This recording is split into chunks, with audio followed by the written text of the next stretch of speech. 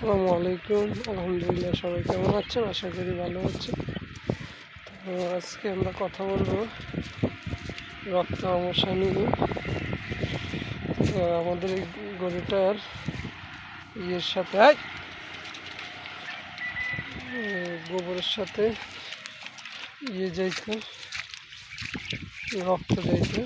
তো তখন আমি পরীক্ষা করে দেখলাম যে এটা তো কষার কারণে রক্ত আমশা হয়ে গেছে। তো এটা বিভিন্ন কারণে হয়ে থাকে। একটা কারণ হচ্ছে গরুর অতিরিক্ত কষা থেকে, আর একটা কারণ হচ্ছে খাবার থেকে, আর একটা কারণ হচ্ছে ব্যাকটেরিয়া। তো অবশ্যই এই দিকগুলো খেয়াল রাখবেন যে গরুর কোনো সমস্যা আছে। প্রতিদিন গরুর পায়খানাগুলো পরীক্ষা করা। এই এই হ্যাঁ, তুই চলে আর মাইতি একটা মাইতি এই বই এগুলো পাহারাদার, তার দুষ্টামি করতেছে।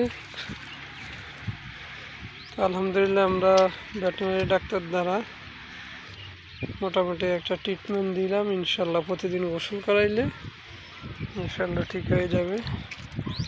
সবাই দোয়া করবেন।